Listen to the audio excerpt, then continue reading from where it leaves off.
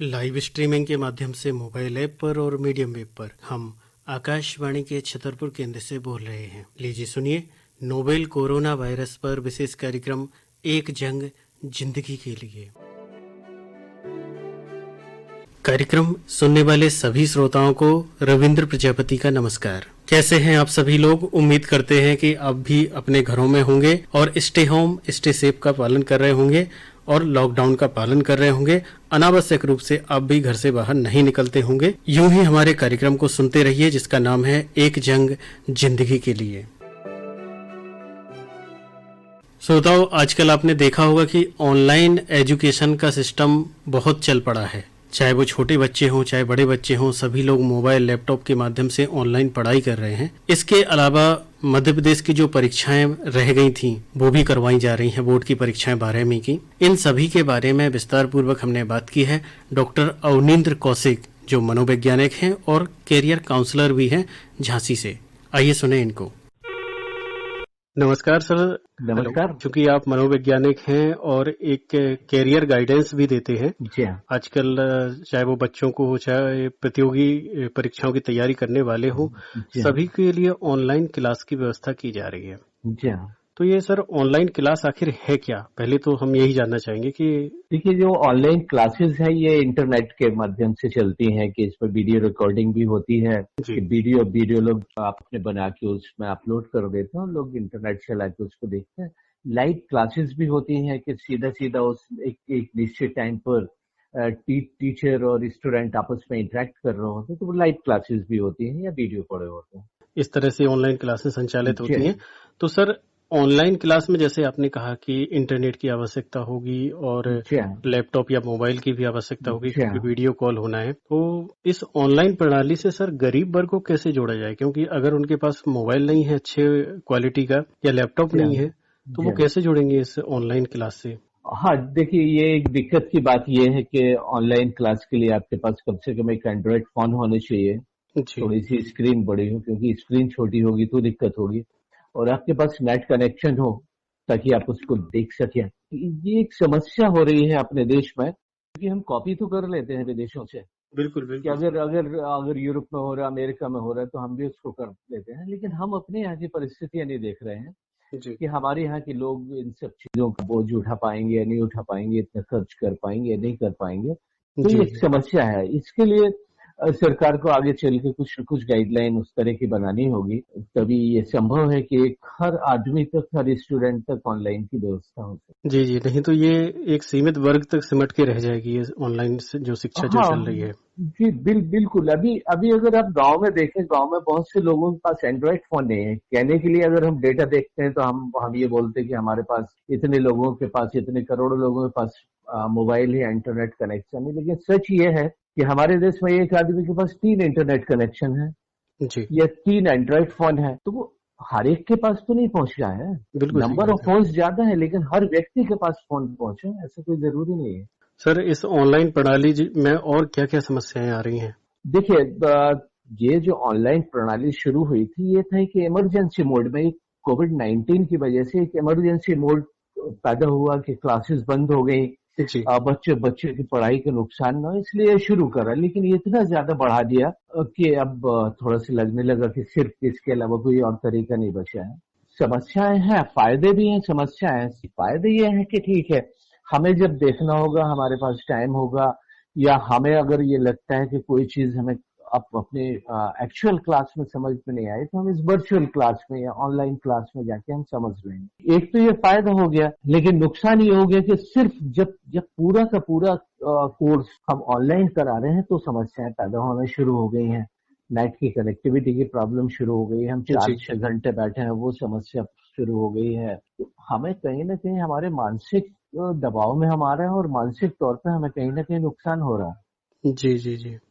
Online शिक्षाएं हैं, online जो क्लास चल रहे हैं, तो इसका बच्चों पर मानसिक रूप से कितना असर पड़ रहा है? क्या कोई मानसिक रूप से दबाव भी हो रहा है? हाँ, देखिए, अगर आप देखें तो आप किसी भी बच्चे से बात करेंगे, जो मेरी बात हो रही है जी, तो बच्चे क्या है, लगातार 4 घंटे बैठ के, वो जो स्क्रीन टाइम है उनका बहुत ज्यादा हो गया। वो 4 घंटे बैठ रहे हैं, 3 घंटे बैठ रहे हैं, और 3 घंटे में वो बिल्कुल उनको एक टक देखना पड़ रहा है, 40 मिनट।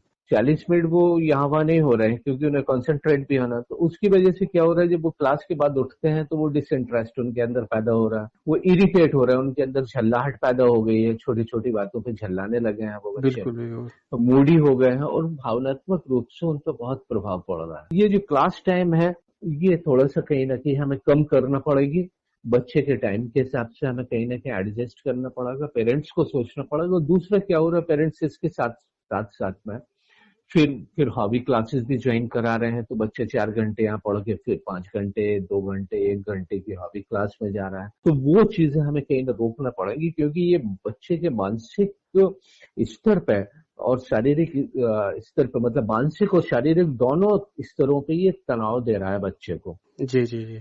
और सीधी सीधी सी बात है, कल तक हम बच्चे को रोकते थे कार्टून मत देखो, आज वो आधा घंटे कार्टून देखना उसके लिए नुकसानदायक था, वो 4 घंटे की लगातार मोबाइल पे बैठना कैसे फायदेमंद हो गया, ये सोचने की बात है। जी, जी, जी। सर, यहाँ से एक मनोवैज्ञानिक क्वेश्चन सर मेरे दिमाग में आ रहा है कि जी जैसा कि आपने कहा कि झुंझलाहट होती है बच्चों में, क्यों होती है? जैसे लगातार कोई टीवी देखे या लगातार मोबाइल का उपयोग करे, तो ये जी निकल के क्यों सामने आता है कि लोगों में चिड़चिड़ापन इस तरह के व्यवहार देखने को मिलते हैं? देखिए क्या होता है, जब हम अपने कोई मन का काम कर रहे होते हैं, अगर हम टीवी मन से देख रहे होते हैं जी, तो हमारे लिए एंटरटेनमेंट हो जाता है, मनोरंजन हो जाता जी, जी, है। जी। लेकिन जब हमें जबरदस्ती दिखाया जाएगा, बेमन से जब हम कोई काम करेंगे तो हमें झुंझलाहट होने लगती है।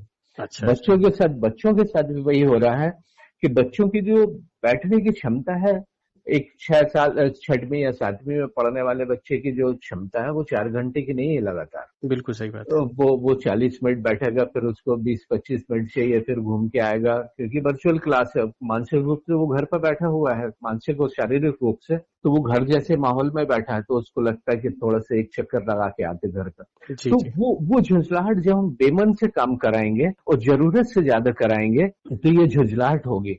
और जी, जी। दूसरा क्या हो रहा है, जब हमारी एक्सपेक्टेशन, जो हमारी उम्मीदें हैं, जब वो मैच नहीं करती है हमारे अचीवमेंट से, तो थोड़ा सा फ्रस्ट्रेशन भी होने लगता है, कुंठित होने लगता है। जब कुंठित होंगे तो झुंझलाहट होगी, गुस्सा आएगी। जी, जी, जी। आजकल जो ऑनलाइन क्लास है वो चाहे छोटे बच्चे हों या बड़े बच्चे हों, सभी के लिए शुरुआत हो गई है। जय तो हम पहले छोटे बच्चों को मोबाइल, लैपटॉप से दूर रखा करते थे, जय हाँ। लेकिन आज वो ज़रूरी हो गया है। तो इससे क्या-क्या नुकसान हो रहे हैं छोटे बच्चों को खासकर? देखिए इसके लिए अभी ये हुआ क्या है कि जब जैसे अभी हम लोग बात कर रहे थे कि इमरजेंसी मोड में ये सब शुरू किया गया है जी। कोविड की वजह से। लेकिन हुआ क्या है कि स्कूलों ने अति कर दी, जी, मतलब जी। बहुत ज्यादा, जितना जरूरी था, मोर देन रिक्वायर्ड, जितना जरूरी था उससे ज्यादा उन्होंने शुरू करा। और उसकी वजह से क्या हुआ कि कंप्लेंट्स भेजी गई ह्यूमन रिसोर्स मिनिस्ट्री में, सीबीएसई में कंप्लेंट करी, एनसीईआरटी में कंप्लेंट करी कि ये बहुत ज्यादा क्लासेस हो रही हैं, 4 घंटे 5 घंटे। तो उन्होंने, गवर्नमेंट ने डिसाइड करा कि वो एक गाइडलाइन बनाएंगे और शायद गाइडलाइन जल्दी आएगी। तो उस गाइडलाइन में ये तय होगा कि स्क्रीन की साइज कितनी होनी चाहिए, जी, जी। क्लास का टाइम कितना होगा, पेपर पेन एक्टिविटीज कितनी होगी, उसमें पेरेंट्स को इन्वॉल्व किया जाएगा, सब कुछ होगा। क्योंकि ये जब बहुत ज्यादा हुआ तो उन्हें मजबूर होना पड़ा कि हम एक गाइडलाइन बना देते। बिल्कुल, कुछ ना कुछ पैरामीटर निर्धारित करेंगे हाँ, ही। कुछ ना कुछ होगा, नहीं तो हमें लगता है कि हम पढ़ा दें, फिर ये कंपटीशन की एक भावना पैदा होगी कि मेरे स्कूल में ऑनलाइन क्लासेस ज्यादा इफेक्टिव है बजाय हमारे बगल के स्कूल के। तो वो जी, एक जी। समस्या होगी और बच्चों को हमने एक प्रयोगशाला बना दिया। तो जी, जी, जी। कुल मिला के अगर शिकार कहीं पर कोई हो रहा है तो वो बच्चे हो रहे हैं। बिल्कुल, बिल्कुल। आपने दोनों समय देखे हैं। जी हाँ। अभी ऑनलाइन क्लासों का जो रूटीन शुरू हुआ है और पहले जो ऑफलाइन क्लासेस रहती थे, जी चाहे वो प्रतियोगी परीक्षाओं को ले लें, जो पहले ऑफलाइन हुआ करती थी, अब आजकल जी ऑनलाइन होते जा रही हैं। जी तो इसमें सर क्या आप कमियां और क्या बेहतर पाते हैं इन दोनों को अगर हम तुलनात्मक रूप से देखें तो?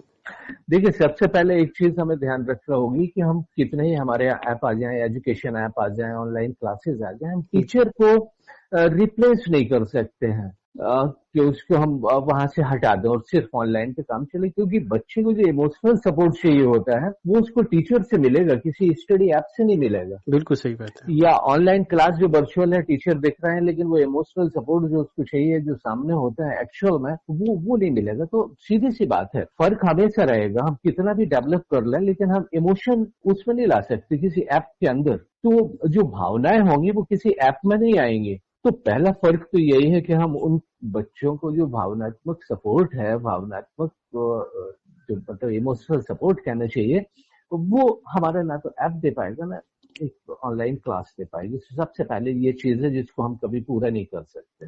दूसरा, टीचर से बच्चा इंटरेक्ट कर सकता है। टीचर जब क्लास में होगा तो एक अच्छा टीचर बच्चे के फेशियल एक्सप्रेशन देख के ये अंदाज लगा लेता है कि बच्चे को समझ में आया या नहीं आया। जी जी। लेकिन एक ऑनलाइन क्लास में उसके पास ये संभव नहीं होता, क्योंकि 30 मिनट में उसको सब कुछ करना होता है। वो इंटरेक्ट अगर करेगा भी तो सिर्फ इतना ही पूछेगा, हाँ समझ में आ रहा है, लेकिन एक एक चेहरे पे उसकी नजर नहीं जाएंगी। तो वो एक कमी है जो हम यहाँ पे पूरा नहीं कर रहे। जी हाँ, बस इतना ठीक है कि बच्चे के एक्स्ट्रा सपोर्ट मिल रहा है कि क्लास में समझ में नहीं आया तो उसने बाद में अपने टीचर का एक वीडियो देख लिया, जी तो वो उसको दोबारा उसका रिपीट हो गया तो शायद उसको समझ में आ जाएगा। तो वहां तक ठीक है। जी जी जी।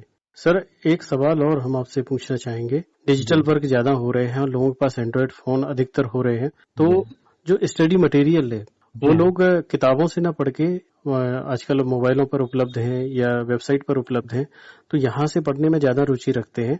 और चूंकि उनको किताबों से पढ़ने में हम कहें तो एक तरह से उनको आलस आता है। पहले के जमाने में कहानी उपन्यास लोग इतने आराम से पढ़ते थे, लेकिन वो चीज आज कल देखने को नहीं मिलती है कि लोग उपन्यास पढ़ने का समय हो किसी के पास। इस बारे में आपका क्या कहना है? देखिए, आज भी अगर आप देखेंगे तो जो भी आपको टॉपर्स मिलेंगे या जो टॉप पे खड़े हुए लोग हैं जी वो आज भी किताबों से ही पढ़ रहे हैं। बिल्कुल। जो सॉफ्ट कोर्स मटेरियल है उसका वो सहयोग तो ले रहे हैं, लेकिन उनके पास पूरी बुक्स होंगी, उनसे पढ़ रहे हैं। और चूंकि बहुत से लोगों में पढ़ने की आदत छोटी है, और पढ़ने की आदत छोटी है इसलिए नहीं लगता है कि आप मोबाइल से पढ़ रहे थे। जब आप किताब से पढ़ रहे होंगे तो कहाँ पर आपको अंडरलाइन करना है, कहाँ पर आपको हाईलाइट करना है, वो आप किताब पे कर सकते हैं। क्योंकि जब भी आप पेज पलटेंगे, सीधा आप पेज पलटेंगे और सीधा वो जो हाईलाइट मटेरियल है आपका, अंडरलाइन मटेरियल है, आप उस पर एक बार आप ध्यान देंगे और आप पढ़ना जी दोबारा उसको मतलब आपको रिकॉल हो जाएगा। जी लेकिन जी जी। नेट पर या सॉफ्ट कॉपी में ये सब संभव नहीं है। पूरी तरह डिपेंड नहीं होना चाहिए। हाँ, उसको पता चला आपको 25वां पेज चाहिए तो आप स्क्रॉल कर रहे हैं, तो जी वो थोड़ा समस्या है। इसलिए कोशिश ये करनी चाहिए कि हार्ड मटेरियल कुछ तो हो हमारे पास। जी जी जी। सर अभी हाल ही में मध्य प्रदेश सरकार द्वारा घोषणा की गई है कि जो 12वीं की परीक्षाएं रह गई थी मार्च के महीने जी में, हाँ, तो उनको अभी करवाया जा रहा है। जी हाँ, तो सर जो स्टूडेंट है 12वीं के, जी हाँ, एक तो उनके पास ये बोर्ड परीक्षाओं का जो दबाव रहता है वो तो है ही, जी हाँ, दूसरी तरफ कोरोना का डर। हाँ, तो इन दोनों के बीच में वो कैसे सामंजस्य बिठाएं अपने आप को, और जो एग्जाम है वो बहुत अच्छे से कर पाएं? जी हाँ। देखिए, सबसे पहला तो ये है कि जब भी वो एग्जाम देने जाएंगे तो वहां पे वैसी व्यवस्थाएं होंगी कि सरकार खुद व्यवस्था करेगी कि जो शारीरिक दूरियां हैं, फिजिकल डिस्टेंस है, उसको मेंटेन करा जा सके। तो उनको चिंता की जरूरत नहीं है, तो वो चिंता नहीं करें। बस ये खुद लोगों से बचें, मास्क पहन के जाएं, अपने हाथ साबुन से धोएं, लोगों से थोड़ी सी दूरी बना के, शारीरिक दूरियां बना के रखें। क्योंकि जब ये एग्जाम देने जाएंगे तो सेंटर पहले ही सैनिटाइज हो चुका होगा बिल्कुल बिल्कुल। और इनके आने के बाद सैनिटाइज होगा, तो ये निश्चिंत होकर परीक्षा देने जाए, क्योंकि सरकार को इनकी चिंता है। जी जी जी। सर इसमें एक क्वेश्चन और निकल के आता है कि कई बच्चे सोच रहे होंगे कि शायद ये एग्जाम जो है हमारे बहुत आगे जाएंगे, जुलाई अगस्त में होंगे, हाँ हाँ, लेकिन ये अचानक से घोषणा हुई अभी हाल ही में, जी तो उन पर किस तरह से मानसिक दबाव पड़ा होगा और वो संतुलित रहे मानसिक रूप से, तो उनके लिए सर क्या कहना चाहेंगे आप? हाँ। देखिए, ये बात सही थी, अभी अंदाजा नहीं था एग्जाम। सभी लोग ये अंदाज लगा रहे थे कि शायद जुलाई अगस्त में कभी एग्जाम होगा। बहुत से लोग ये अंदाज लगा रहे थे कि जनरल प्रमोशन दे दिया जाएगा। जी जी जी तो देखिए क्या है कि करीब उन्होंने महीने भर पहले ये घोषणा कर दी है, तो जी। ये क्या है, ये अपने आप को मानसिक रूप से तैयार करने के लिए काफी टाइम होता है। और हाँ पेपर भी बहुत ज्यादा नहीं है, किसी के 1 या 2 ही पेपर हैं। हाँ, 1 या 2 पेपर है और उन्होंने साल भर पढ़ा है, तो वो जो उनको झटका पहले दिन लगा होगा, जो अंदाज लगा रहे होंगे 3 महीने बाद एग्जाम होगा, वो 2 दिन में अपने नॉर्मल हो गए होंगे, अपनी पढ़ाई में लग गए होंगे। जी जी और जी। तो बस वो अपना पढ़ना शुरू कर दें। सर हम अंत में रुख करते हैं ग्रामीण क्षेत्रों की तरफ। जी हमारे जो श्रमिक भाई हैं, बाहर से आए हैं गांव में, जी वो स्वरोजगार की तलाश में लगे हैं, तो उनके लिए सर क्या कहना चाहेंगे? जैसे कि सर पहले जो योजना जी स्किल इंडिया या जी स्किल डेवलपमेंट जो जी कार्यक्रम चलते हैं, तो इसकी जरूरत आज के परिप्रेक्ष्य में देखें तो ज्यादा जरूरत लग रही है। हाँ, बिल्कुल। तो इस बारे में सर क्या कहना चाहेंगे कि वो गांव में रहकर ही अपना जी स्वरोजगार अपनाएं, तो उनके लिए क्या सलाह जी देना चाहेंगे? जी। देखिए, ये बात सही है कि लोग प्रवासी श्रमिक वापस आए हैं अभी अपने गाँव में, जी तो समस्या उनके लिए रोजगार की होगी। अभी अभी मध्य प्रदेश सरकार ने भी शुरू करा है रोजगार सेतु। और दूसरा जो आपने बात करी थी कि स्किल डेवलपमेंट, कौशल विकास, जी तो अभी क्या, अभी जब ये गांव में आ रहा है तो बहुत सा लेबर ऐसा है, श्रमिक ऐसा है जो अकुशल है। जी। तो ये जो सरकारी योजना है कौशल विकास की, ये चाहे तो उसमें 2 महीने, 3 महीने, 4 महीने के जो कौशल शॉर्ट विकास टर्म के कोर्स कोर्स रहते है, हैं। हाँ, और वो उनके काम से संबंधित, जिस काम को अभी वो बाहर किसी शहर में कर रहे थे, उस संबंधित उसे उससे संबंधित कोर्स को ये करेंगे तो आगे इन्हें फायदा मिलेगा।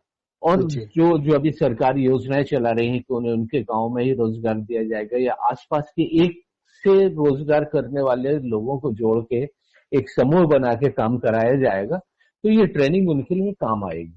जी। जी। कि एक बात मैं और बोलना चाहूंगा कि चिंता न करें, क्योंकि ये स्थायी नहीं है। जो कोरोना आया है, सब कुछ उथल पुथल हुई है, स्थायी नहीं है। धीरे धीरे स्थितियां सुधरना शुरू हो जाएंगी। जी। जी। जी। जी। किसी को कैरियर गाइडेंस संबंधी आपसे सलाह चाहिए हो तो कोई नंबर आप देना चाहें जिससे वो सीधे संपर्क कर हाँ, सकें?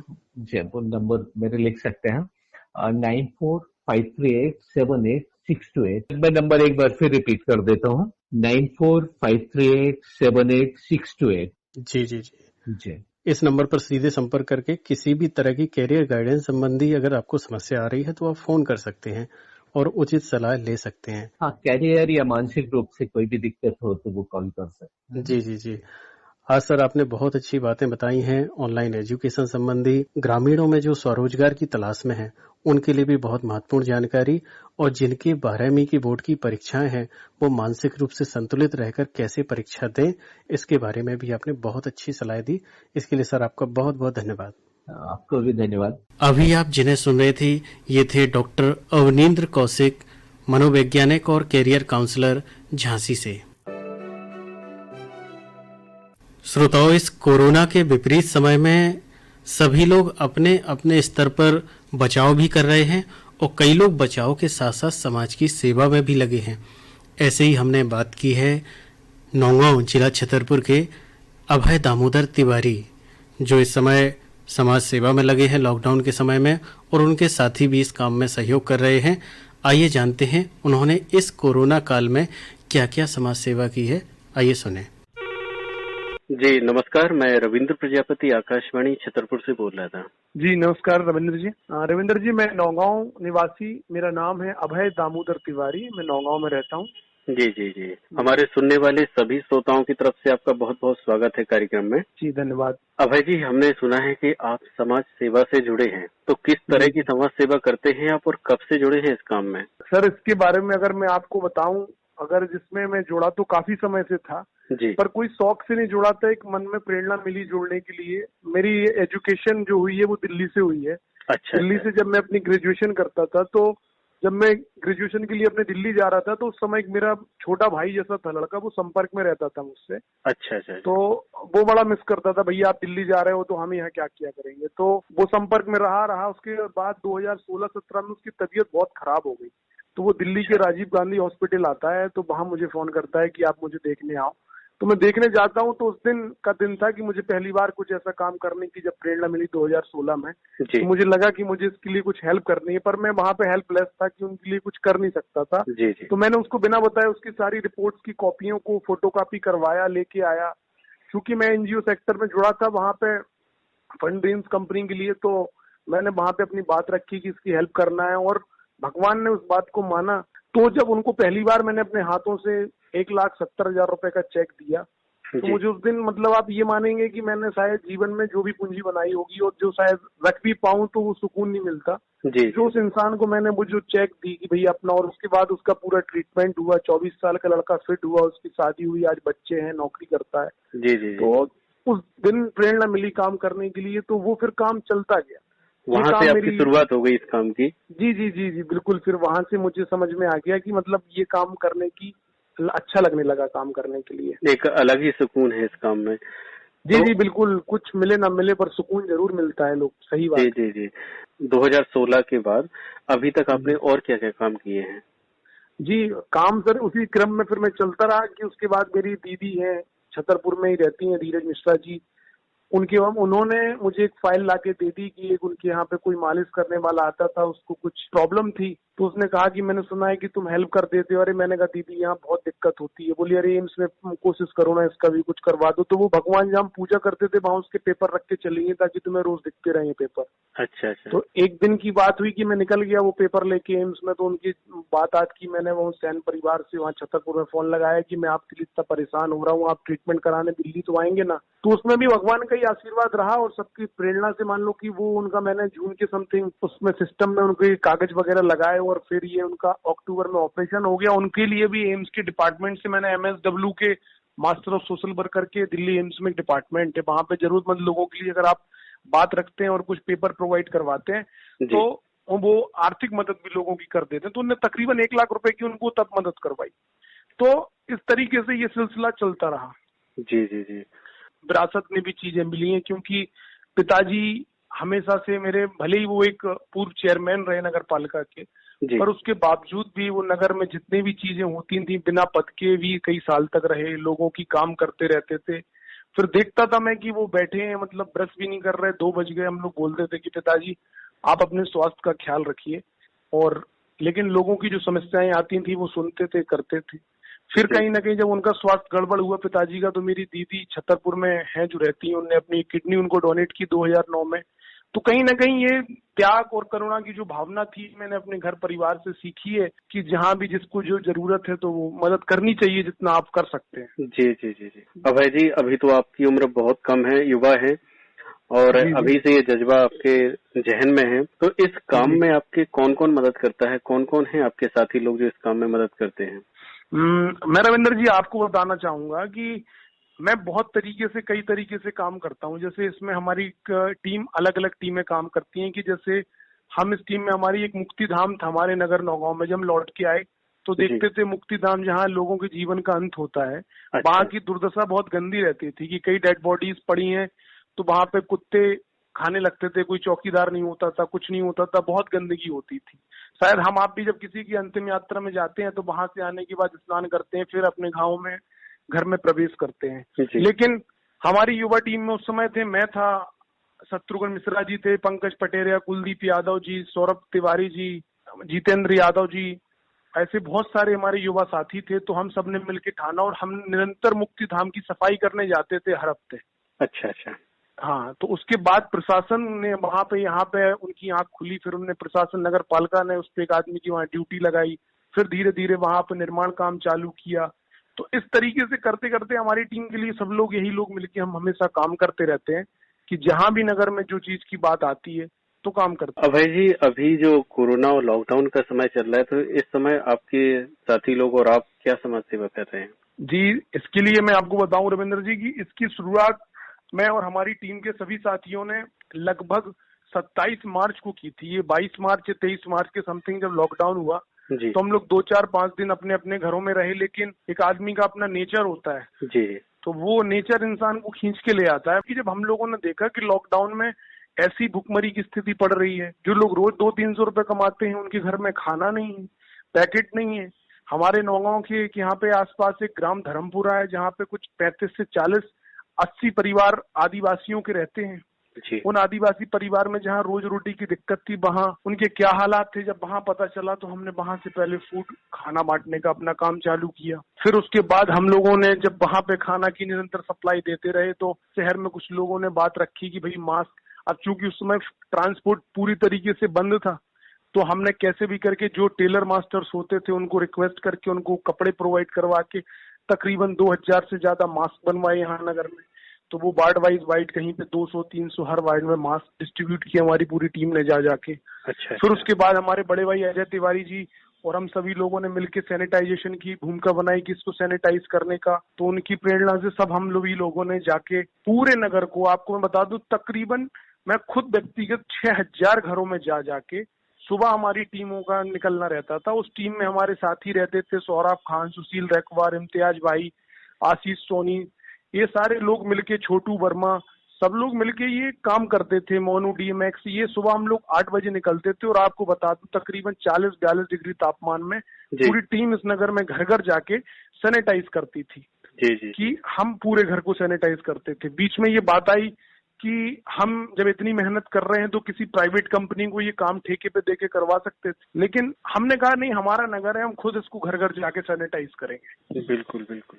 इसके बाद अभी आपने देखा होगा कुछ समय पहले तकरीबन 8 मई के समथिंग नगर में तूफान आया था नौगांव में, जिसमें सबसे ज्यादा तबाही हुई थी। जी हाँ, नौगांव क्षेत्र में काफी नुकसान हुआ था। जी हाँ, नुकसान हुआ था। तो सर उस दिन हम लोग सुबह 4:30 बजे से 5 बजे से सुबह से घूमना चालू किया। हमारी बिजली विभाग की जितनी टीमें थी, जितने भी लोग काम करते थे, 50-60 लाख में जितने भी लोग काम थे, 50-60 लोग काम करते थे, उनके लिए डेली जब तक 3 से 4 दिन लोगों ने काम किया, पानी खाने का पूरा इंतजाम करते थे हम लोग। 46 डिग्री 47 डिग्री तापमान छू रहा है, तो वहां पे हमने अपने पशु पक्षियों के लिए, गाय हमारी माता है, उनके लिए भी सर प्रत्येक वार्ड में हमने अभी 3 दिन पहले ही सब जगह पानी की टंकियां रखवाई कि हर वार्ड में उनको पेड़ की छाया में, और एक आदमी की जिम्मेदारी तय की है कि सिर्फ रखना हमारा मकसद नहीं है कि उस पानी में प्रॉपर सुबह शाम समरवेल या उसका हैंडपंप से पानी एक आदमी भरने के लिए जिम्मेदारी लेके बैठा हुआ है। तो हम इस तरीके से सर अपना काम करते रहते हैं उसमें। जी जी जी। अभय जी, इतना सारा काम आप करते हैं, तो इसमें किसी तरह की वित्तीय सहायता आपको कहाँ से प्राप्त होती है या आप लोग मिलकर ही करते हैं? सर इसमें अलग अलग चीजें होती हैं, जैसे जो फूड और ये मास्क और सैनिटाइजेशन का काम था, ये हम लोगों ने अपना खुद व्यक्तिगत किया है। जी जी। और जैसे इसमें कुछ चीजें होती हैं, टंकियां होती हैं, इसमें हमारे मित्र लोग हैं, वो सब मदद करते हैं। इसमें सब लोग मिलके अपना काम करते हैं। इसमें ज्यादा हम किसी भी प्रकार की कोई सरकारी मदद या निधि नहीं लेते, ना किसी से किसी तरीके का कोई दबाव या प्रेशर रखते हैं कि आप इस तरीके से हमारे लिए चीजें कुछ करिए या आप मदद करिए। जी जी, मतलब किसी तरह की निर्भरता नहीं है, अगर करते हैं तो अच्छी बात है और नहीं करते हैं तो भी आप लोग कर लेते हैं। ये कर लेते हैं, मतलब जितना भगवान ने सक्षम बनाया, चूंकि हम शासन प्रशासन का मुकाबला तो कर नहीं सकते हैं। बिल्कुल सही बात कि मैं उनके मुकाबले हम कोई चीज करें। अभी देवरी बंदे पे भी जाके जैसे खाना डिस्ट्रीब्यूट हो रहा, कुछ हो रहा, शासन की अपनी कुछ कमियां हैं कि जिसके कारण ये सारी समस्याएं आती हैं, लेकिन हम उन चीजों को नहीं देखते हैं। हमें अच्छा देखना है कि हम कितना कर सकते हैं। अगर हम 20 लोगों को खाना खिला रहे हैं तो कम से कम हम सरकार का, प्रशासन का 20 लोग का काम तो कम कर रहे हैं। जी जी जी। आपसे किसी तरह की सहायता की जरूरत है, जो आपने बातें बताई हैं, और वो संपर्क करना चाहता है, तो कोई नंबर आप देना चाहें? जी, अगर मेरा मोबाइल नंबर है 9818922351। एक बार और रिपीट कर देता हूँ, 9818922351। ये मेरा इकलौता एक नंबर है। जी जी। आपसे मैं कभी भी किसी को ये नहीं कहता कि मैं पूरी तरीके से उसका काम कर दूंगा, क्योंकि मैं किसी पद पर तो हूं नहीं। बिल्कुल लेकिन सही बात जितनी मुझ में सामर्थ्य है, जितनी मेरी शिद्दत है, मैं जितने तरीके से काम कर सकता हूं तो काम करता हूं। ये नहीं होता है कि आप मतलब कि हम अपने किसी में बस तरीके से फंड रिलीज या कोई एनजीओ है या कोई हमारा संगठन है कि हम उसके माध्यम से मदद करते हूँ, पर यह है कि हम प्रयास जरूर करते हैं, कोशिश करते हैं। अगर नहीं होता है पैसों से तो सड़कों पर उतरते हैं, उनके लिए मांग करते हैं जी। और उनका कैसे भी करके उनके चेहरे पे हंसी देखना चाहते हैं कि वो खुश रहे, तो उसके लिए हर वो प्रयास करते हैं जिससे उनका काम बन सके। जी जी। अभय जी, आप समाज के सीधे संपर्क में आते हैं, सीधे संपर्क में हैं, तो इस समय को देखते हुए, वर्तमान समय को देखते हुए आप क्या संदेश देना चाहेंगे, क्या कहना चाहेंगे समाज के लोगों से रेडियो के माध्यम से? मैं सभी लोगों से कहना चाहूंगा कि ये शायद कोरोना काल है, जिसको सबने सोचा नहीं होगा कि ये समय हम सब देखेंगे। इसमें समय में जो भी समस्याएं सामने आ रही हैं, उन सबको हमें मिलजुल के उनका सामना करना है, क्योंकि आपको ये बात माननी पड़ेगी, यूं चेहरे पर उदासी ना ओढ़िए, वक्त जरूर तकलीफ का है लेकिन कटेगा उसको से ही। तो आपको सभी लोग माने और अपनी अपनी सावधानियां रखें, सैनिटाइजेशन रखें, मास्क का उपयोग करें, सोशल डिस्टेंस को मेंटेन करके रखें। छोटे मोटे जो हमारे ग्रामीण क्षेत्रों में अगर प्रोग्राम होते हैं तो नो डाउट हर्ष उल्लास का मामला होता है, शादी ब्याह चौक दस्तों, तो उसमें कहीं ना कहीं थोड़ा सा कटौती करने का प्रयास करें, क्योंकि आप स्वस्थ रहेंगे तो आप अपने लिए नहीं, अपने परिवार के लिए स्वस्थ रहेंगे। क्योंकि कोरोना के बारे में जितनी जानकारी अभी तक निकल के आई है कि अब तो शुरुआती दिनों में उसके लक्षण भी समझ में नहीं आते। अभय जी, आपसे इतनी अच्छी बात हुई, आपका बहुत बहुत धन्यवाद। बहुत बहुत धन्यवाद रविंद्र जी आपका कि आकाशवाणी छतरपुर के माध्यम से मुझे अपनी बात रखने का मौका मिला, वरना हम तो काम करते ही रहते। आप जैसे लोगों से माध्यम से हो सकता है किसी कोने तक हमारी आवाज पहुंच जाए और किसी जरूरतमंद के हम काम आ जाएं। जी जी जी, एक बार पुनः आपका बहुत बहुत धन्यवाद। धन्यवाद रविंद्र। अभी आप जिन्हें सुन रहे थे ये थे अभय दामोदर तिवारी, समाज सेवी, नौगांव से। इसी के साथ कार्यक्रम एक जंग जिंदगी के लिए इस कार्यक्रम को समाप्त करने की अनुमति दीजिए। रविंद्र प्रजापति को नमस्कार। अभी आप सुन रहे थे नोवेल कोरोना वायरस पर विशेष कार्यक्रम एक जंग जिंदगी के लिए। मीडियम वेव 444.4 मीटर यानी 675 किलो हर्ज पर हम आकाशवाणी के छतरपुर केंद्र से बोल रहे हैं। कृपया हमारे अगले कार्यक्रम की प्रतीक्षा कीजिए।